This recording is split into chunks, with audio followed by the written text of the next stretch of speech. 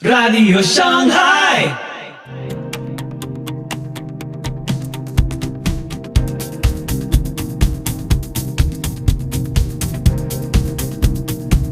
Muy buenos días, muy buenas tardes, muy buenas noches. Soy Pipo Biglione. Muy bienvenidos a Radio Shanghai. Este es el episodio 371 de la séptima temporada. Hoy, Dios quiere hacerte rico con Edgar Pacheco. Análisis a profundidad de los elementos distintivos del neopentecostalismo y sus derivados. Ahora también nos puedes encontrar en YouTube y en Telegram. Te invito a escuchar este episodio atentamente. Hoy vamos a tratar sobre el neopentecostalismo. Yo creo que muchos que son pentecostales y que creen que son pentecostales en realidad son neopentecostales. Ahorita vamos a hacer algunas distinciones acerca de eso. Carismatismo, pentecostalismo clásico, neopentecostalismo, para que ustedes se vayan dando cuenta de lo peligroso que es el neopentecostalismo. Yo podría decir que los pentecostales pelean en dos frentes, ¿no? Pelean en el frente de los unicitarios, que son herejes abiertamente, y en el frente de los neopentecostales, que aunque puedo decir que los pentecostales, algunas comunidades son heterodoxas, no necesariamente herejes, heterodoxas, sí juegan en una línea muy delgada, justo como lo hacen los adventistas y otros que terminan siendo sectarios. Hermanos queridísimos del Señor, y ustedes se van a dar cuenta de algunas cuestiones que quizá no han considerado, pero el neopentecostalismo crece, esa es la verdad, y crece bastante, ¿sí? Cuando yo fui pentecostal, me topé con varias iglesias en las que participé, que aún perteneciendo a una denominación pentecostal como las Asambleas de Dios, habían abrazado el neopentecostalismo. Tuve problemas en algún momento, lo he comentado, con el superintendente del distrito, de la zona, porque él había abrazado abiertamente el G12. El G12, que no son más que las enseñanzas de Escriba de Balaguer, del Opus Dei y de Ignacio de Loyola, ¿no? Los ejercicios espirituales, exactamente lo mismo. Y se los digo de primera mano porque yo viví esos ejercicios espirituales en los llamados encuentros carismáticos, que no es otra cosa más, en los encuentros carismáticos católicos, que no es otra cosa que los encuentros del G12. De hecho, se van a sorprender mucho que la visión de Escriba de Balaguer era del G13, pero uno de sus miembros renunció y se quedó el G12 tratando de emular una suerte de comitiva que ayudara, ¿no?, a hacer crecer a la iglesia, como una suerte de visión militar como la Ignacio de Loyola, que va a tomar César Castellanos, ¿no?, y la va a implementar y va a empezar a crecer como un movimiento de crecimiento. Va a venir muy acompañado de la idea de avivamiento, de restauración, y ahorita vamos a ver algunas cosas de esas cuestiones, pero me parece un tanto raro que estas personas que se oponen al catolicismo romano porque lo consideran pagano terminen adoptando, ¿no?, los ejercicios de Escriba de Balaguer y Ignacio de Loyola para implementarlos dentro de la iglesia, con modificaciones, pero es la realidad. Por supuesto, la quema de pecados, ¿no?, el poner los pecados en la cruz, todo este tipo de regresiones psicológicas, de juego de manipulación con la gente, ¿no?, la cerita con la vela, el silencio, no decir nada, no contar nada, hasta que la persona lo viva. Todo ese tipo de cosas yo las viví en el catolicismo romano.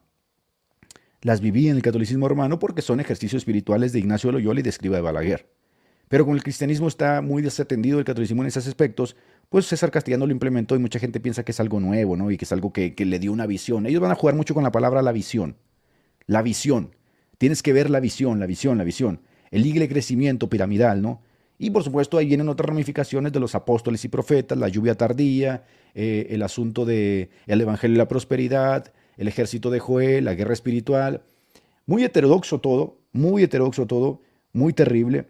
Pero hay un elemento que a mí me llama la atención mucho, los famosos encuentros por supuesto, y es el condicionamiento que se da al respecto de esto, ¿no? El condicionamiento clásico, cuando ustedes estudian psicología cognitiva, estudian psicología, las bases de la psicología les van a enseñar lo que es el condicionamiento clásico de Pavlov y lo que es el condicionamiento operante de Skinner, ¿no? Y el condicionamiento clásico de Pavlov, pues que está bien estudiadísimo, lo llevó a cabo con un perrito y básicamente te dice que la realidad del fenómeno de esto se da a través del estímulo-respuesta. El ser humano va a reaccionar a los estímulos y siempre se va a poner el asunto del condicionamiento clásico enseñante con un perrito porque Pavlov descubrió que si al perrito le ponías una bandejita de comida y le sonabas una campana, iba a llegar un momento donde con tan solo escuchar la campana iba a empezar a salivar. Estímulo-respuesta, exacto.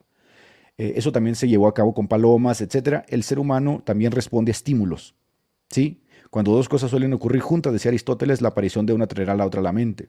Reaccionamos a estímulos, por eso es difícil que tú olvides a tu ex, ¿sí? Porque el perfume, la emoción, el sentimiento quedan amalgamados a la personalidad y entonces un día ya pasaron 3 años de que te dejó tu ex, de que te divorciaste, no sé, de repente hueles ese perfume y ¡pum!, el estímulo, está la respuesta del cuerpo.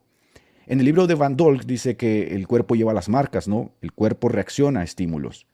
Entonces, por supuesto que hay una suerte, cuando alguien conoce esto, ¿no? Hay una suerte de manipulación que se puede llegar a dar, sabiendo justamente cómo opera el cuerpo, ¿no? Cómo opera la psique del ser humano. Entonces, este sería el condicionamiento clásico, el básico, por decirlo así. Pero después tenemos el condicionamiento operante de Skinner.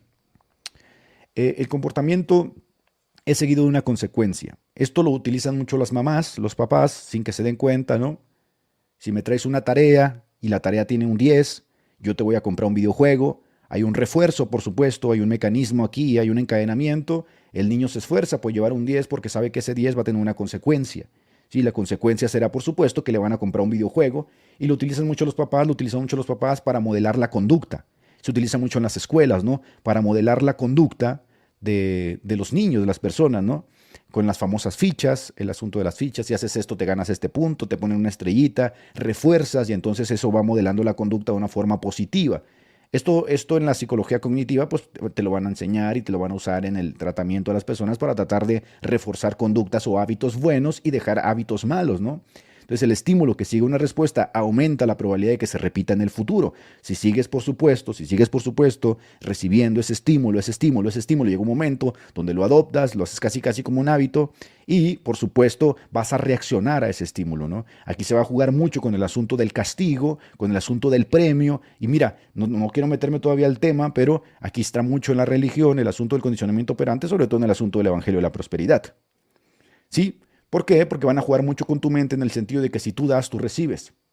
Y en esa dialéctica del dar y el recibir, que nunca se es certero, es muy subjetivo cuándo recibes y cuándo das, siempre vas a estar estimulado, por eso esta gente no puede salir de estas sectas, ¿no? Y entonces quien termina enriqueciéndose es quien termina manipulando y utilizando el condicionamiento operante, reforzando esos estímulos en las personas, que aunque están empobreciendo y el que está enriqueciéndose es el pastor o el líder, ellos siguen dando porque hay un estímulo que no está extinto, está ahí, se refuerza cada día, se refuerza cada domingo, se refuerza en cada culto. Si tú das, Dios te va a dar, si tú das, Dios te va a bendecir. Y alguien puede decir, bueno, pero es que está en la Biblia que si tú eres holgado, que si tú eres bueno, Dios te bendice. Sí, pero aquí hay un problema, porque el Evangelio de la Prosperidad no se basa solamente en los textos de la Biblia. Hay un mal uso de los textos de la Biblia y una cosa que va a omitir el Evangelio de la Prosperidad, si ustedes se van a dar cuenta en estas iglesias, es el dolor, es el sufrimiento. Esas palabras van a estar totalmente anuladas en estas mega iglesias. En la dinámica religiosa de estas iglesias no existe dolor, no existe sufrimiento, que sería la contraparte, por supuesto, de la vida de prosperidad que la Biblia nos llega a prometer, ¿no? Entonces, por supuesto, hay un condicionamiento y un estímulo que te hace babear. Ese estímulo se refuerza a través de luces, a través de pianos, a través de guitarras, a través de solos, a través de modulaciones de la voz, a través de gritos, a través de, no sé, va a haber una manipulación ahí bastante interesante. Bueno, sepas que esto está muy bien estudiado y que se llama condicionamiento operante y que se utiliza en psicología para tratar de modelar la conducta de una forma positiva. Se utiliza, por supuesto, en la psicología clínica, se utiliza en las escuelas, se utiliza en el gobierno, se utiliza en muchos ámbitos, en el ejército, se utiliza en muchos ámbitos para modelar la conducta. Cuando es mal utilizado, puede tener esta relación con la que voy a tratar el día de hoy. Así que vamos a tratar el día de hoy con estos elementos de lo que es la manipulación, por ejemplo, de un profeta. Los famosos profetas, como te decía Santiago Alarcón, que él fue un falso profeta, que recibirá su pago por falso profeta, que jugó con los sentimientos de las personas y los manipuló. Esta gente va a tratar de una forma muy genérica de manipularte. Va a tratar de crear un estímulo subjetivo para tratar de condicionar tu conducta. Entonces tú te vas a encontrar que esta gente te va a decir así. Mira, Dios dice que para ti viene esto y siempre va a ser algo positivo, ¿no? Siempre va a ser algo positivo. Nunca va a ser algo negativo. En una iglesia en la que yo estuve, había una famosa escuela de profetas. Porque hay que enseñarles a ser profetas, ¿no? No es una vocación, parece que se aprende, te titulas de profeta, ¿no? Y ahí andas dando profecías y hay cosas que no puedes profetizar, ¿no? Convenientemente. Y entonces va a haber esta manipulación a través de las famosas profecías. Igualmente se va a dar la manipulación, el condicionamiento, la sugestión, la histeria colectiva en los campamentos, ¿no? Se va a jugar mucho con ese asunto en los campamentos donde se va a querer tirar a la persona como una manifestación del poder de Dios y la gente sugestionada diluye su razonamiento en la masa. Tengan mucho cuidado con eso, hermanos. Escuchen lo que les estoy diciendo. La gente sugestionada, y esto está bien estudiado en psicología, de hecho hay una película que se llama Die Well, La Ola, ¿no? Donde un profesor literalmente lleva a unos estudiantes a creerse nazis, y después les dice que es un experimento y ellos ya no pueden dejar de ser nazis. Escuchen bien lo que les voy a decir. La gente sugestionada, la gente que cae en sugestiones, termina diluyendo su razón en la masa. Ya no actúa como individuo, actúa como parte de la masa. ¿Y quién domina la masa? La masa siempre es dominada por el individuo. Uno. Entonces, la gente que está enfrente de un campamento, que está ahí, ella sabe que lo que está sucediendo, pues a ella no le está tocando esa unción, ese poder, pero va a entrar en una sugestión que se va a llevar a cabo por un condicionamiento operante a través de la música, a través de la voz del predicador, etcétera, etcétera, que va a culminar esa sugestión en tirarte al suelo, ¿no? En hacerte sentir que algo sucedió. Y por eso yo les digo siempre, ¿no? No es que uno se quiera poner escéptico. Una vez en una ocasión, allá a la iglesia, a la última iglesia, mando un saludo, por supuesto, mando un saludo a esa iglesia metodista de Monterrey, llamada La Trinidad, donde metieron toda esa basura. Sí, mando un saludo a ellos muy personal, a esos pastores que permitieron que entrara esa basura a la iglesia, a usted, obispo, que me está escuchando y que se lo puedo decir de frente, que dejó que toda esa basura se metiera a la iglesia. Ya no tengo que esconderme, ya no vivo de ustedes, tengo que decírselos, dejaron que esa basura se metiera a la iglesia y esa gente literalmente se va a perder. En esa iglesia llegó un profeta y quería profetizarle a los pastores, y como yo era uno de los pastores, llegó ese profeta y me dijo, ven para acá, querido. Y empieza esa vocecita asquerosa, ¿no? De el Señor, y empiezan a hacer su show, por supuesto, conmigo no van a jugar. Y entonces cuando él quería profetizarme, yo lo vi a los ojos y me dijo, no puedo profetizarte, porque eres una persona muy lógica. Ah, mira, qué casualidad, ¿no? Que no puedes profetizar a personas muy lógicas.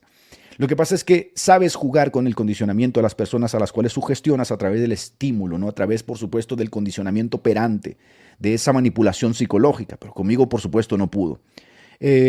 Tenían una escuela de profetas en esa escuela, en esa iglesia. ¿Y sabes qué sucedía? Me metí en muchos problemas con esa gente. Y se los digo aquí de frente, a ver si hay gente de esa iglesia a la cual yo pastoreé. Yo nunca les mentí y en una predicación le dije, esto es falso, todo esto es falso. ¿Sabes qué? Me eché, por supuesto, a toda la comitiva de líderes. ¿Por qué? Porque toda la comitiva de líderes estaba fundada con esos falsos profetas, que le habían hecho creer otros profetas marihuanos que llegaron a la iglesia, que ellos también eran profetas. ¿Y sabes qué pasaba? Que llegaban esos falsas profetizas, esas Jezabeles, llegaban a mi oficina, yo estaba trabajando con jóvenes la doctrina, estaba trabajando con ellos la robustez teológica, el nuevo nacimiento, el evangelismo, la predicación doctrina, y llegaban esas profetizas y me decían, oiga, pastor, tiene que disciplinar a Juanito Pérez porque tuve una revelación, tuve un sueño de lo alto donde Dios me decía que Juanito Pérez anda en fornicación. Entonces ahora disciplinamos a la gente porque otros tienen sueño, ¿no? Vamos a hablar con Juanito Pérez, vamos a ver si es cierto. No, pastor, usted no me puede exhibir, usted no puede decirme eso porque me va a poner mal. Pero si usted es profeta, ¿no? Usted es profeta, usted se le reveló porque tiene miedo de decirle a Juanito Pérez que anda en fornicación y que Dios se lo dijo. Tiene miedo que Juanito Pérez la desnude aquí y le diga, no es cierto, usted es una mentirosa, una falsa profeta. Entonces me eché de enemigo a toda esa gente, en toda esa gentuza engañada. Y por supuesto, a ver, pelear por las ovejas, pelear por la sana doctrina en estos contextos es muy difícil, hermanos. Te echas a mucha gente de enemiga. Antes de eso, déjenme contarles otra historia así breve. En alguna ocasión, para que vean todo el daño que hace esta gente, ¿no? A veces la gente se ríe de esto, pero a mí me da coraje. En alguna ocasión llegó una muchacha que venía de Europa, ella no le tocó la transición del pastor, se había ido el pastor, había llegado yo, estaba pastoreando a la liga de jóvenes, muchos jóvenes, se fue ese pastor, llegué yo, y entonces cuando yo llegué, ella me hace una llamada de Europa y me dice, pastor, me di cuenta que usted acaba de llegar a la iglesia, quiero de verdad hablar con usted porque tengo un mensaje de Dios. Y ya yo cuando escucho eso, mire, no es que sea escéptico, ni es que sea tampoco reticente, ¿no? A creer que Dios puede dirigirnos a través de sueños, a través de intuiciones, a través de una voz. No soy reticente a eso, pero ya cuando una persona que es neófita, que aborrece la escritura, que aborrece la doctrina y que está totalmente abocada a sueños, visión y todo eso, yo ya digo, me parece un tanto extraño, ¿no? Pero bueno, ella llegó un día, fíjense lo que sucedió, hermanos. Pongan mucha atención antes de que continuemos con el tema. Se van a reír, pero de verdad, ya se los he platicado y para la gente que no lo ha escuchado, quiero que pongan atención a esto. Llegó un día y me dijo, pastor, ¿lo puedo ver hoy? Llegué hoy, dijo, y tengo este mensaje para usted que recibí de un profeta en la iglesia donde yo estaba asistiendo. No sé si era Hilson, dónde caramba se estaba yendo allá en Europa. Y me dijo, tiene que escuchar este mensaje. Miren, hermanos, escuchen bien lo que les voy a decir. Yo no sé de verdad si ustedes cuando dicen, es que eso es neopentecostalismo, es verdad, eso es neopentecostalismo, sí, pero no nos hagamos ciegos. Mucho de esto está metido en las iglesias pentecostales. A ver, ¿qué hacía metido esto en una iglesia metodista? Yo no sé. Yo no sé qué hacía metido en una iglesia metodista y yo no sé por qué no había un pastor que le pusiera freno a todas estas barbaridades.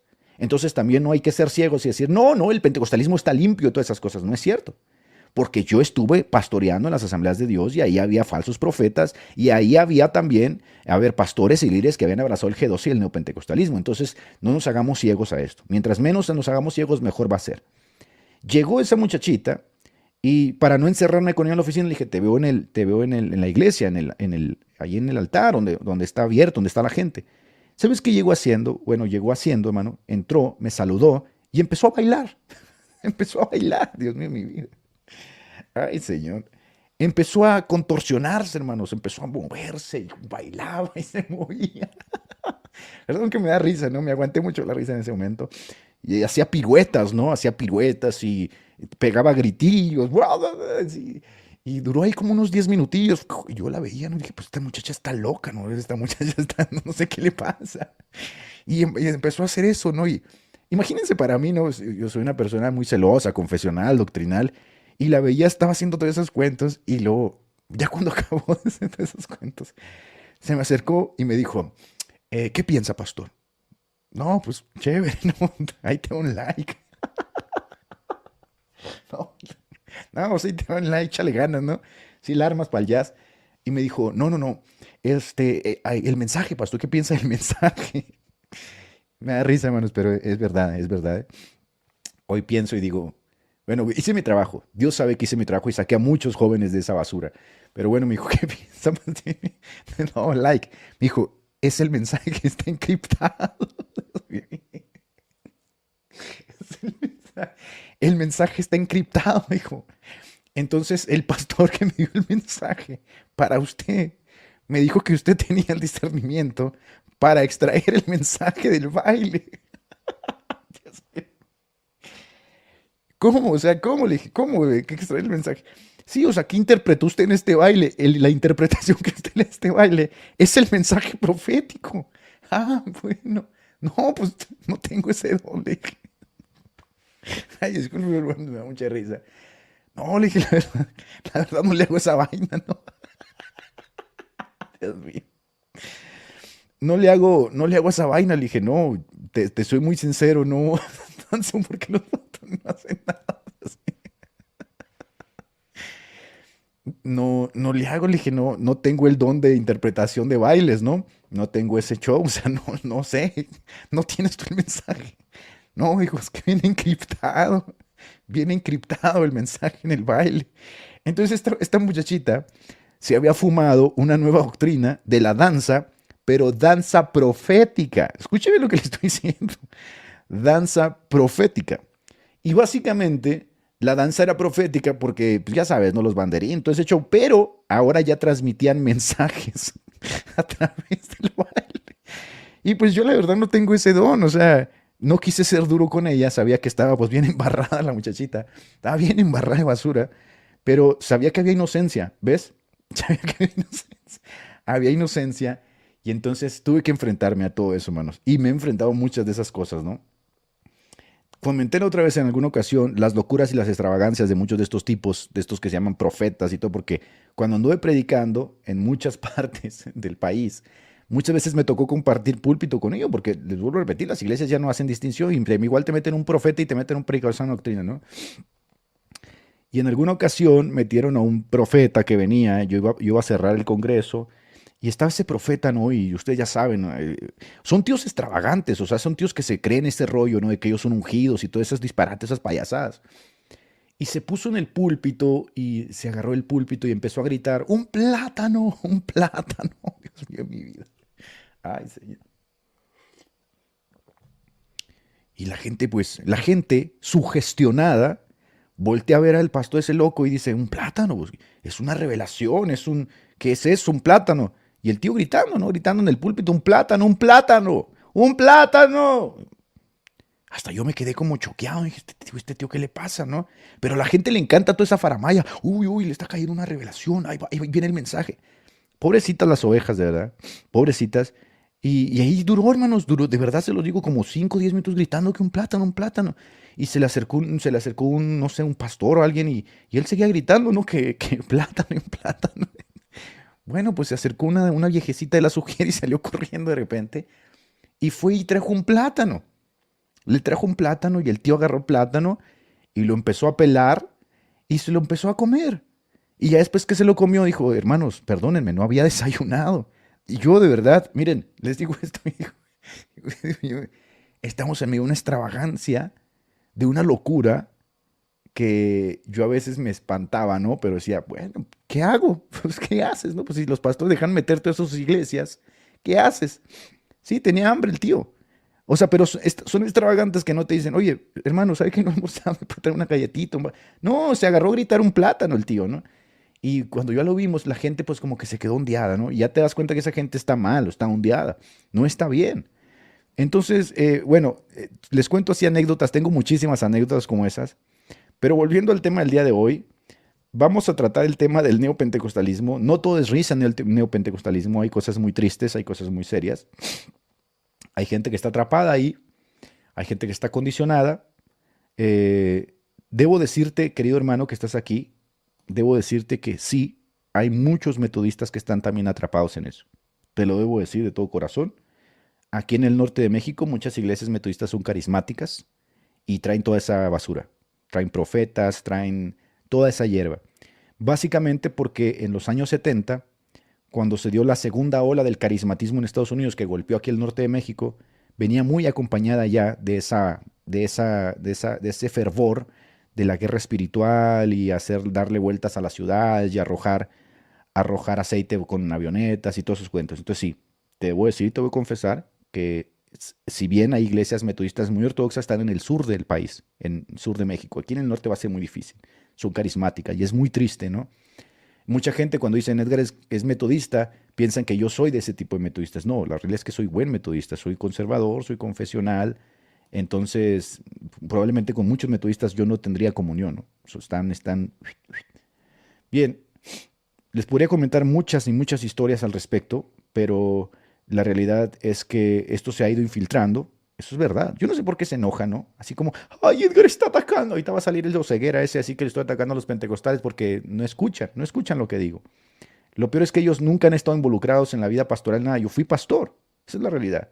Fui pastor muchos años en las asambleas de Dios, en la iglesia pentecostal, y ciertamente hay muy buenos pastores, muy doctrinales, que luchan, que trabajan codo a codo con pastores para tratar de depurar todo esto. También es cierto que hay pastores que meten todo esto y les vale queso, ¿no? Hay que ser muy sinceros. Bien, bien, vamos al tema del día de hoy. Vamos a hacer una distinción, ¿les parece? Vamos a hacer una distinción para que ustedes se den cuenta de qué estamos tratando. El cristianismo que no es católico romano en Latinoamérica o Iberoamérica o Hispanoamérica, como quieran decirle, me da igual, es conocido por el nombre de evangélico. Se puede decir que de forma histórica el evangelicalismo nace con Juan Wesley, ¿no? Es el que le va a dar el tope, va a ser el que le va a dar el mote, básicamente porque él es el que organiza el crecimiento de las iglesias evangélicas metodistas y porque agrupa dentro del movimiento metodista sin distinción a cualquiera que quiera unirse, ¿no? No está creando una religión, está creando un movimiento de revitalización espiritual, de santidad social, y el evangelicalismo se puede decir que tiene su fuerte en el metodismo, que es fuerte en Estados Unidos, y de ahí los movimientos posteriores, los bautistas, los pentecostales, que van a tomar mucho, ¿no?, de esas iniciativas parcas del evangelismo, de la santidad, de la low church, etc. Bueno, pues se puede representar este mundo cristiano que no es católico romano a través de grandes subgrupos. Está el movimiento protestante histórico, que podría decir que es el que sale en la primera ola, ¿no?, de la reforma, luteranos, anglicanos, presbiterianos, reformados, ¿no? Ahí vas a encontrar esas iglesias históricas de corte histórico. Después va a tener al movimiento evangélico. Acabo de decirte que vendría siendo como la segunda ola, si se puede decir así, ¿no? Los bautistas, los metodistas, los puritanos, los movimientos de santidad.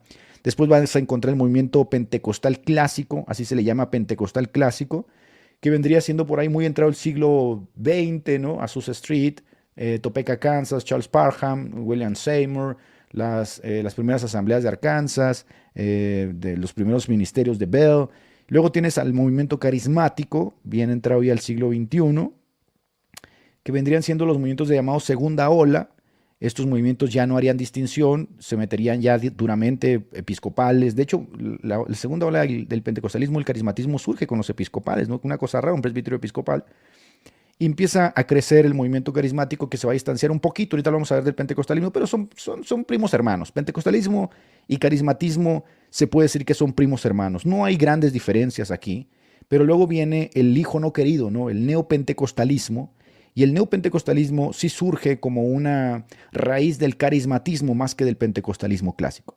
El neopentecostalismo es como una conclusión del crecimiento del carismatismo más que del pentecostalismo clásico. La realidad es que el pentecostalismo clásico y el carismatismo yo puedo considerar que son sanos todavía.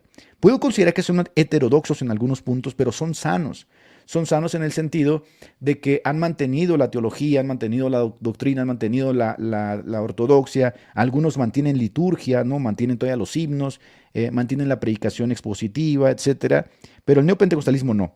El neopentecostalismo no, y ya ustedes podrán sacar sus propias conclusiones, pero eso tendría como los grandes subgrupos de dónde estamos parados. Por ejemplo, si tú eres luterano, pues tú perteneces al primer grupo, ¿no? Los protestantes históricos.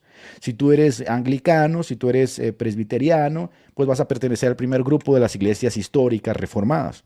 Si eres metodista, bautista, si eres puritano, pues vas a pertenecer al grupo evangélico. Y si eres pentecostal, pues ya sabes, ¿no? El grueso de la población en Latinoamérica cristiana es pentecostal, eso hay que decirlo. Es uno de los grupos que más crece, los grupos pentecostales. Y uno de los grupos que está creciendo también es el neopentecostal. Ahora, a mí me interesa hacer la distinción, no porque quiera quedar bien con los pentecostales o esto, porque al final de cuentas esta es una enseñanza que tiene afín histórico, ¿no? Pero sí me interesa hacer la distinción porque yo lo he visto que muchas iglesias que se llaman pentecostales hace mucho que dejaron de ser pentecostales y son más carismáticas o son más neopentecostales. Así que ustedes podrán sacar sus propias conclusiones. Vamos a ver lo que es la primera ola, conocido así, ¿no? La nomenclatura que se utiliza es primera, segunda y tercera ola. La primera ola del pentecostalismo se va a originar en Topeka, Kansas, un seminario bíblico dirigido por Charles Parham.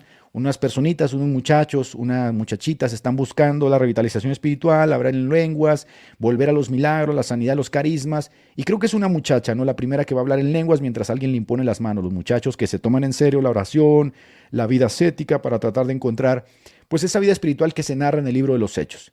Entonces, el pentecostalismo clásico se puede decir que nace apenas entrando el siglo XX, 1906, en Los Ángeles, California, en una misión en la famosa calle de Azusa Street, en la 312 de Azusa Street, dirigido por William J. Seymour, un hombre afroamericano. Le decían el tigre, estaba ciego un ojo, se ponía una caja, en una máscara, todavía estaba muy matizado el asunto de la segregación racial, y predicaba con una máscara, con una caja, pero bueno, venía gente de todo el mundo, porque aparentemente estaba sucediendo un avivamiento, ¿no? Charles Parham va a diferir de eso, va a decir que esto no es ningún avivamiento.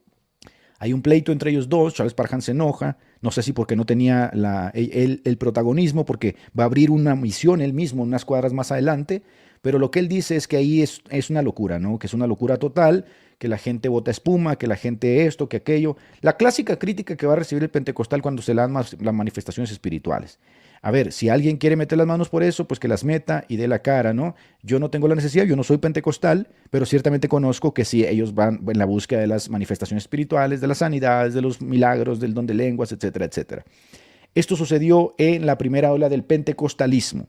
Ahora, no estoy en contra del pentecostalismo, por supuesto que no. Fui pastor pentecostal, muchos de mis amigos son pentecostales, muchas iglesias en las que prediqué son pentecostales, entonces no, para nada no tengo nada en contra del pentecostalismo. No soy pentecostal, eso sí, no soy pentecostal, doctrinalmente voy a diferir con algo con ellos, ¿no? Y eso no es como para espantarse, ellos van a diferir conmigo como metodista, ¿no? Por ejemplo, si yo les hablo de la perfección cristiana, pues se van a asustar, ¿no? Lo que creía Wesley en la perfección cristiana, pero es así, esa es la realidad y la diferencia, pues siempre la vamos a encontrar en el mundo evangélico. Después tenemos la segunda ola del carismatismo, disculpen que está escrito en letras pequeñas, no tuve mucho tiempo de hacer una mejor ilustración, pero la segunda ola del carismatismo se va a dar apenas unos 50 años después de Azusa Street. sí, unos 50 añitos después del renacimiento, del avivamiento de Azusa Street. Y esta segunda ola se la conoce carismatismo porque ya no bebe directamente a Azusa Street, sino que comienza ahora raramente en un lugar que uno no esperaría tener ese tipo de manifestaciones, que son los episcopales. ¿Quiénes son los episcopales? Pues anglicanos de Estados Unidos, ¿no? Comienza en California, un domingo en la mañana. Dennis Bennett, un clérigo episcopal, es raro, ¿no? Episcopales son litúrgicos, son anglicanos de Estados Unidos, anuncia a su congregación en California que había sido bautizado con el Espíritu Santo. Aquí va a haber una pequeña diferencia, ya va a haber una pequeña matización entre el carismático y el pentecostal clásico, porque ciertamente el pentecostal clásico te va a decir que la evidencia de haber sido bautizado con el Espíritu Santo es hablar en nuevas lenguas, la glosolalia. Los carismáticos se van a ir distanciando posteriormente, se van a ir distanciando, no bien los primeros carismáticos, pero sí se van a ir distanciando de esa idea, ¿no? Y en la teología carismática ya vas a encontrar, por ejemplo, que ellos te pueden hablar de la llenura del Espíritu Santo sin la evidencia de hablar nuevas lenguas. Otros te van a decir que la evidencia de hablar nuevas lenguas, la evidencia de ser bautizado, es que hables, aunque sea una vez, en lenguas, como evidencia de que fuiste bautizado en el Espíritu Santo. Otros te van a decir, no, puede ser que el don que recibiste en el bautismo del Espíritu Santo, en esa manifestación, ¿no?, poderosa de Dios, es que te dio el don de sanidad. Entonces va a haber una matización ahí diferente. Pero ciertamente las iglesias clásicas del pentecostalismo sí te van a decir que hay que hablar lenguas como evidencia del bautismo o la llenura del Espíritu Santo. Entonces las diferencias principales con el pentecostalismo clásico es su entendimiento, el don de lenguas y su jerarquía, ya que ellos no conforman denominaciones aparte de sus iglesias. Por eso vamos a hablar, por ejemplo, de luteranos carismáticos, ¿están escuchando aquí? De anglicanos carismáticos, de episcopales carismáticos, presbiterianos carismáticos, metodistas carismáticos, bautistas carismáticos. ¿Por qué? Porque ya se puede hablar en bloque, ¿no? Estos son presbiterianos carismáticos, bautistas carismáticos. Y antes se podía hablar del pentecostalismo clásico como un movimiento, ¿no?, un tanto abocado a la búsqueda específica de los carismas. Aquí hablamos ya de denominaciones que abrazaron la visión del avivamiento pentecostal de Azusa Street. ¿Estamos entendiendo eso? Esta sería la segunda ola. Hasta aquí creo yo que todavía se puede decir que no hay tanto problema, ¿ves? No hay tanto problema. Hay gente que pues muy quisquillosa, ¿no? Mi hermano Sebastián pues les tira durísimo a los pentecostales, dice que están errados, etcétera, etcétera, el desorden, toda esa faramaya, etcétera. Yo todavía aquí soy tolerante, soy muy tolerante, la verdad. Yo creo que la vida requiere esa revitalización, esa búsqueda, ¿no?, desesperada por la gracia, por la vivencia, ¿no?, de la vida espiritual en un, a ver, se podría decir como lo decía Jonathan Edwards, que era calvinista, ¿no?, a través del deguste de las emociones. Por supuesto, estoy a favor de eso, no tengo ningún problema, ¿no? No tengo ningún problema. Pero luego viene, ¿por qué me dejan entrar a este señor que viene aquí a burlarse? ¿Por qué? Sáquenlo de aquí, hermanos. ¿Para qué lo dejan que entre? Sáquenlo. Déjanlo que se vaya a chupar cuadros allá con los católicos. Esto es un tema para evangélicos. Pero siempre tiene que andar por aquí algún católico, ¿no? Siempre tiene que andar por aquí algún católico trasnochado, queriendo pescar revuelto, y luego van y lloran a sus canales. ¡Ay, Edgar nos saca del canal! Retírate, Lisboa. Sáquenlo, hermanos. Sáquenlo, por favor. Después tenemos la tercera ola. Aquí sí vamos a poner énfasis, un énfasis claro. ¿Sí? Esto a mí me interesaría saberlo, ¿no? Yo recibí el Espíritu Santo, pero no hablo en lenguas. La neumatología, creo que todos hemos recibido el Espíritu Santo. Estamos sellados con el Espíritu Santo. La salvación implica eso. Creo que aquí se habla mucho más de una segunda obra, ¿no? Las famosas segunda obra. Ahora, es extraño, los católicos también abrazaron esto. Los católicos son carismáticos. También tienen su movimiento carismático que se abre en los años 60 para dejar entrar, como dijo el Papa, no sé si era Pablo VI, dejar entrar el aire fresco a la iglesia. La realidad es que estaban perdiendo mucha gente por el movimiento pentecostal y quisieron poner algo al lado de ello, ¿no?, para que compitiera. Bien, el neopentecostalismo. Unos 20 años después de la segunda ola va a surgir el neopentecostalismo a través del liderazgo de un personaje llamado Peter Wagner. Él pertenecía al seminario teológico de Dallas, de Fuller, y para él hay una nueva visión del movimiento que se le va a revelar. Sus características ya se distancian del pentecostalismo clásico y del carismatismo. ¿Por qué? Los neopentecostales van a abrir la puerta a los llamados dones proféticos, a los oficios apostólicos. a la palabra de fe, al evangelio de la prosperidad, a la guerra espiritual. Es en este contexto donde crece el G12, las mega iglesias, el iglecrecimiento, el movimiento apostólico y profético. Todo eso viene de la mano, por supuesto, de la tercera ola. ¿Qué es entonces el neopentecostalismo? Es una expresión religiosa con su propio marco teológico eclesiástico que resignifica su cuerpo doctrinal, acomodándose a las demandas de la sociedad actual, y se fundamentan en un sincretismo entre lo bíblico y otras fuentes psicológicas, sociológicas, New Age, lo que le sirva, ¿no? Y lo vas a encontrar, a ver, si me sirve esto del catolicismo lo agarro, voy a agarrarlo de Escrivá Balaguer, lo Ignacio Loyola, lo voy a meter al G12 y le vamos a dar con todo. Aquí inicia un problema, hermanos, ¿sí? Porque este movimiento en Estados Unidos ciertamente es muy fuerte. Y en Latinoamérica entró fuertísimo también con una televisora cristiana que se llamaba Enlace. Que el Señor reprenda a todos esos diablos, ¿no? Conocí a uno de los camarógrafos de Enlace en Guadalajara, que si me está viendo, Gilberto, te mando un abrazo. Conocí a uno de los camarógrafos que trabajaban en Enlace, en las oficinas de Enlace, y me decía, Edgar, de verdad, te lo digo, es una locura. Es dinero por dinero, es la búsqueda del dinero. Pero engañaron a mucha gente. Bueno, ya muchas de sus oficinas tuvieron que cerrar a causa de que las redes sociales pues acapararon todo ese nicho, ¿no? Ya la televisión ya muy poca gente la ve. Pero la verdad es que vino a ser una emulación de lo que se estaba sucediendo en Estados Unidos de la mano de Cindy Jacobs, Benny Hinn, todas estas personas, ¿no?, que ustedes conocen, que ni siquiera vale la pena mencionar, porque son unos hijos del diablo, eso es lo que son. Pero bueno, vamos a entrar de lleno con el asunto. Sizer define el neopentecostalismo con base en 6 postulados. Vamos a ver esos 6 postulados y vamos a empezar a hacer la distinción y la matización. Vamos a hacer la matización entre las iglesias pentecostales clásicas y las iglesias carismáticas y neopentecostales. Puede ser que tú digas, soy pentecostal. Es muy probable, pero estás en una iglesia neopentecostal. ¿Sí? Soy pentecostal clásico.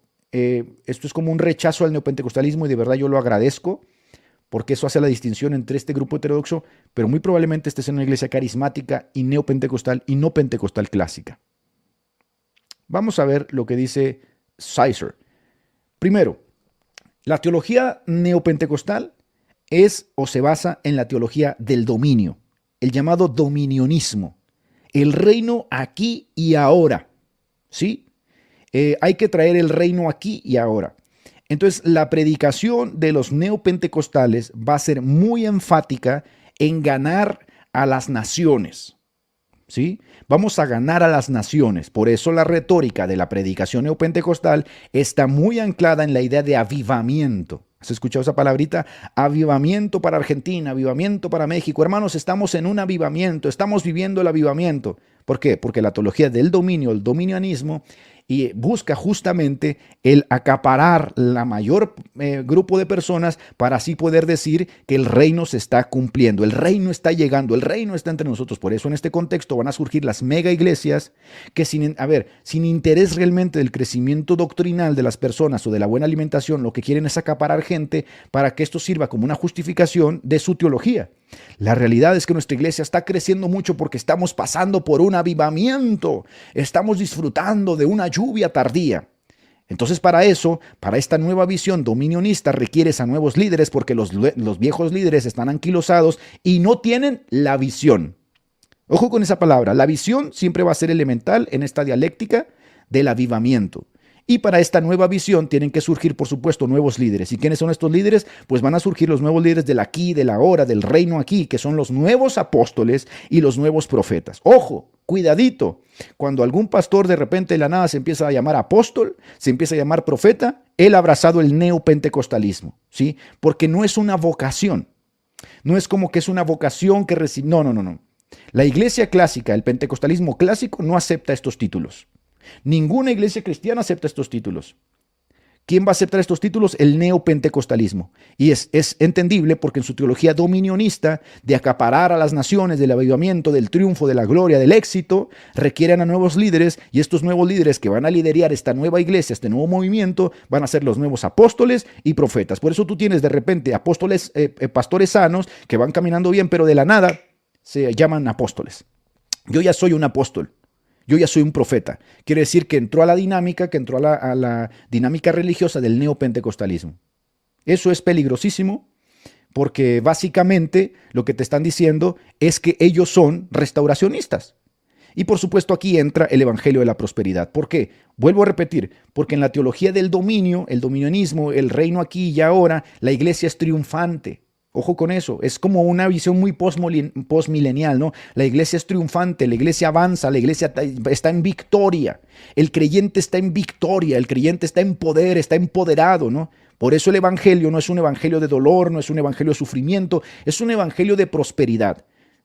Raramente la prosperidad siempre se entiende en términos económicos, por eso se va a dar también una dialéctica, un juego de dame y recibe, ¿no? Pero ¿qué tienes que dar? Tienes que dar lo económico. Lo económico es como la resignificación del creyente y la justificación para decir este hombre está dando, va a recibir, y entonces también eso, evangelio de la prosperidad, va a estar muy ad hoc con la teología del dominio, porque como eres un creyente en victoria, cuando ya empiezan a utilizar esas palabritas en las iglesias, yo digo, caramba, ya esto se pudrió, ¿no? Eres un creyente en victoria, eres un creyente en poder, intentan empoderar al creyente y le va a ser muy fácil que le entre el evangelio de la prosperidad. Y por eso esta gente que termina, literalmente condiciona un condicionamiento operante a través de estímulos, ¿no? Y reforzamiento de los estímulos, nunca salen de estos lugares, aunque los están explotando económicamente, se quedan en la pobreza, lo único que prospera es el pastor, la familia pastoral, y ellos literalmente van empobreciendo, ¿no? Llevando, dando y dando, porque es la dialéctica piramidal. Si tú quieres ascender, si tú quieres prosperar, vas a tener que ser también apóstol, vas a tener que también ser profeta. Entonces tenemos que surgen las iglesias que son como satélites. ¿Te ha tocado eso? ¿Te ha tocado eso, sí o no? Por supuesto, va a surgir una denominación, Hillsong, y Hillsong va a tener a sus satélites. Hillsong Monterrey, Hillsong Cuernavaca, Hillsong Argentina, Hillsong Ecuador, porque son satélites de esa visión piramidal. La única forma en que tú prosperes, así como ellos lo proponen, es que tú formes parte de esa pirámide, que tú vayas ascendiendo en la pirámide. ¿Quiénes sostienen a esa pirámide? Los de abajo. Sin los de abajo la pirámide se cae. Entonces, por supuesto, esto es un crecimiento piramidal. Y entonces en los grupos del G12, ¿quiénes son los que están siempre gobernando? Los 12. Los 12 son los que tienen el liderazgo. Y los 12 son los que van a hacer crecer a la iglesia.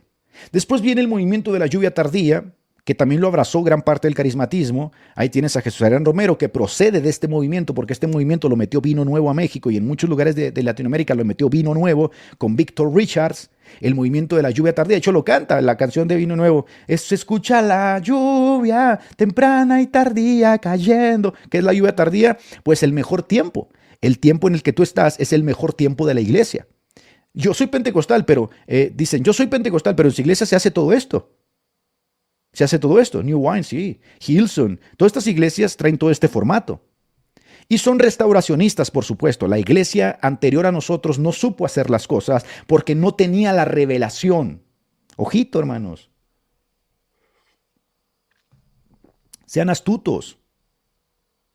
La iglesia pasada no tenía la revelación suficiente, no tenía la visión, por eso esas iglesias no crecen. Esos pastores, como no tienen la visión, no abrazan la visión, no se meten a la dinámica que nosotros estamos proponiendo, no están bajo la cobertura, por eso sus iglesias no crecen. Y entonces se juega mucho que una iglesia bendecida es una iglesia que crece. Ahora, aquí ya no importa la doctrina, aquí importa que la iglesia crezca porque esa es una señal, por supuesto, de la visión. Y los pastores que tienen a sus iglesitas con 20 gentes, alimentando a las ovejitas, cuidándolas, de repente se sienten frustrados porque lo que está dominando en la denominación es que se está empezando a escuchar que aquel pastor está muy bendecido porque ya tiene 150 miembros. Y entonces se empieza como a resignificar el valor de los pastores según las ovejas que tengan. Eso es tristísimo, hermanos. Eso es tristísimo. Pero si tú quieres también prosperar, tú necesitas estar bajo la cobertura. ¿Escuchado eso?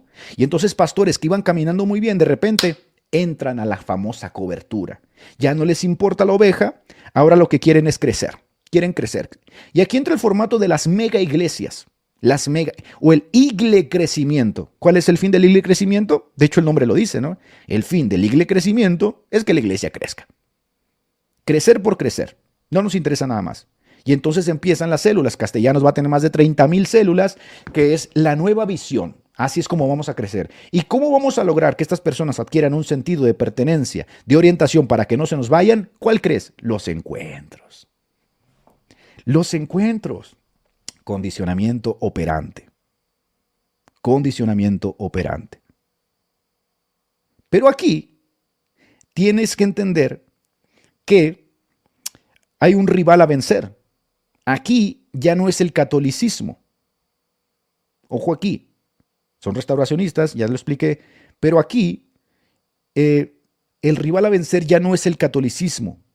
Ya no es la herejía. Aquí viene el famoso ejército de Joel.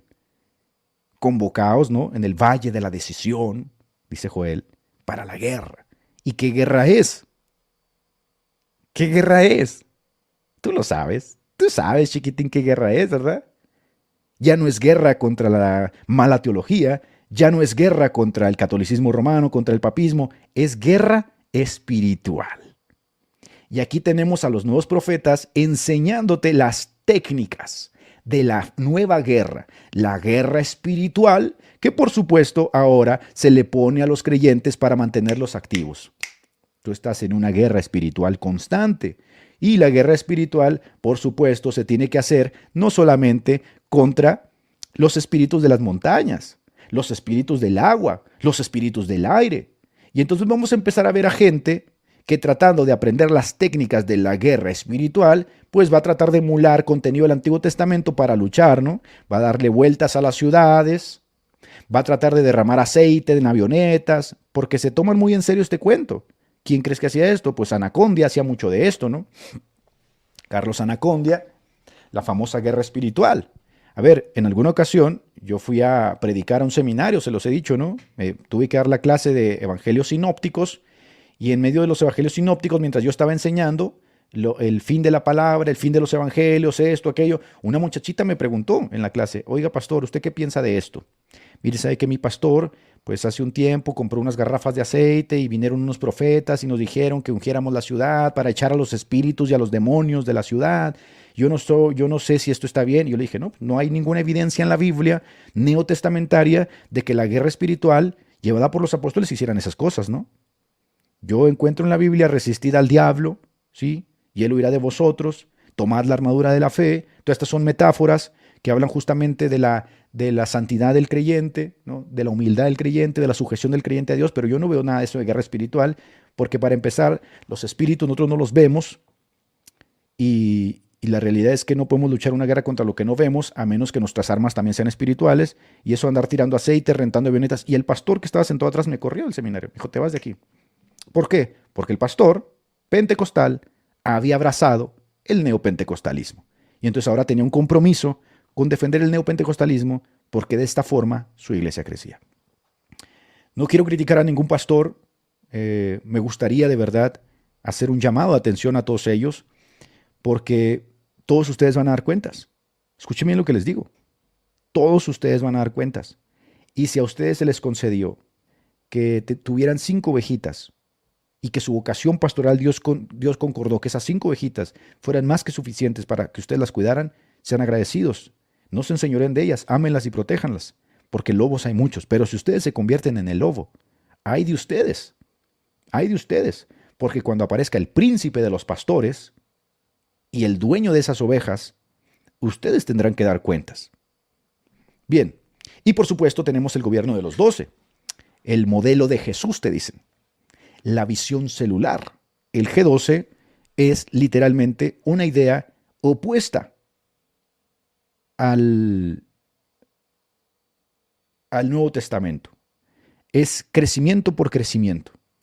Entonces, estas iglesias que abandonan la sana doctrina, estas iglesias que abandonan la fe ortodoxa, se llenan de gente. Se los digo así, estas iglesias crecen así. Se llenan de gente, las mega iglesias, de repente tenías 30, tienes 200, porque empiezan a vender un evangelio que como Pablo predicó a Timoteo, le dijo, ten cuidado porque en los últimos tiempos la gente tendrá comezón de oír. Y entonces empiezan a vender un evangelio adaptado a la necesidad del mundo. Ya no hay predicación del infierno, del pecado, de la santidad, del nuevo nacimiento, ya no hay predicación de nada de eso. Recuerden ustedes, una de las características del neopentecostalismo es que aborrece el dolor. ¿Por qué? Porque si tiene una visión postmilenial, dominionista, donde la iglesia está triunfando, lo menos que van a estar hablando es del dolor.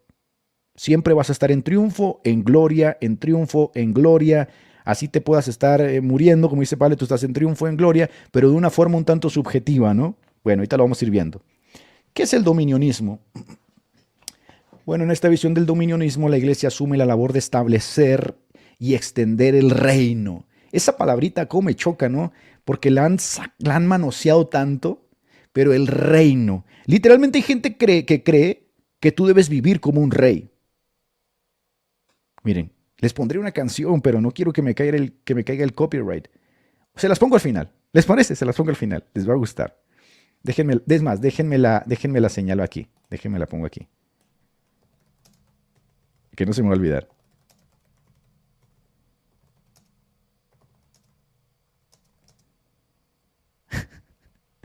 Ahorita van a ver. Ahorita van a ver. Bueno. Como ellos tienen que extender el reino, solo así Jesús podrá volver a la tierra. Entonces el dominionismo es vamos a extender el reino. Por eso la idea de avivamiento es tan necesaria. Están buscando todos los días, todos los años, avivamiento. Siempre.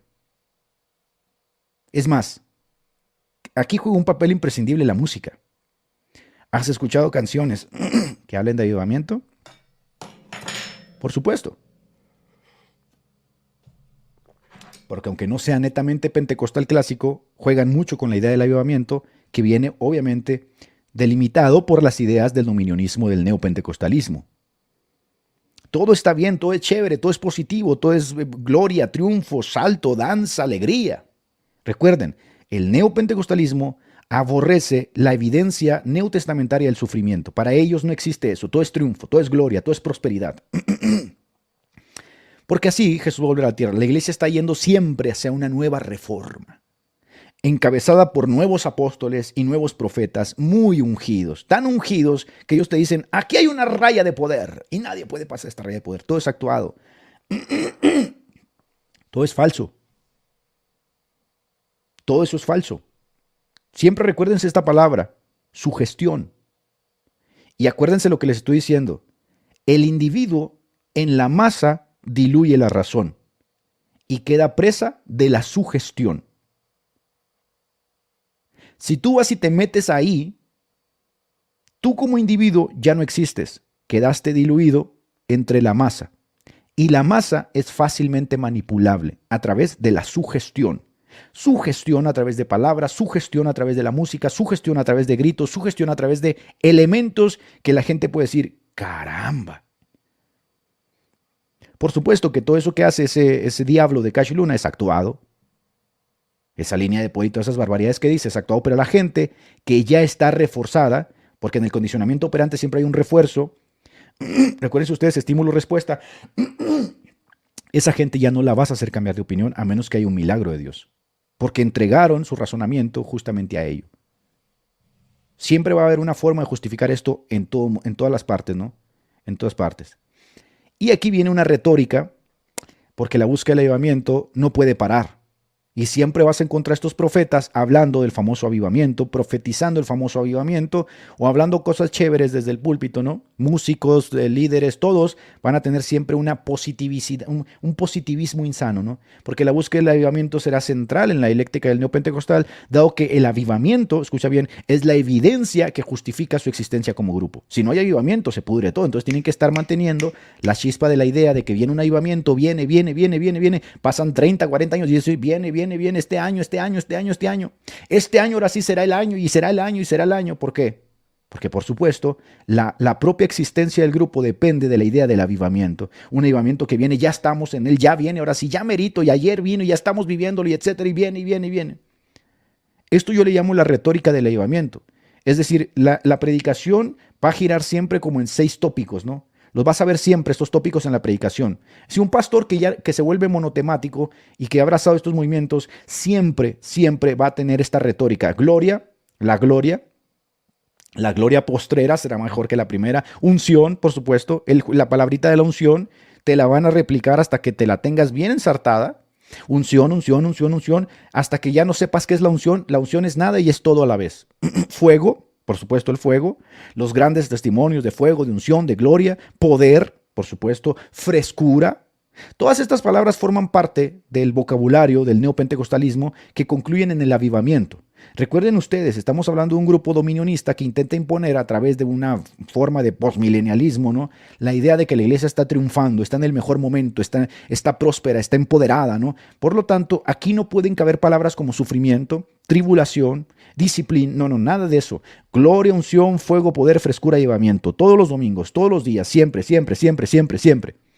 Yo soy pentecostal clásico, dicen, pero es verdad, en mi iglesia solo se predica esto. Ahí es donde yo digo, hay que ser honestos, y aunque nosotros digamos soy pentecostal clásico, entender que el neopentecostalismo se ha infiltrado y que muchos pentecostales clásicos terminaron abrazando el neopentecostalismo porque aparte de que era una forma de iglesia crecimiento y ellos estaban totalmente frustrados porque sus iglesias no crecían y abrazaron todos estos modelos, abrazaron la visión, también hay que entenderlo que muchos de los pastores que abrazaron esto es porque hace mucho tiempo estaban secos, es decir, no predicaban la doctrina, no veían un cambio en sus vidas porque les parecía que el avivamiento era algo que se tenía que estar buscando.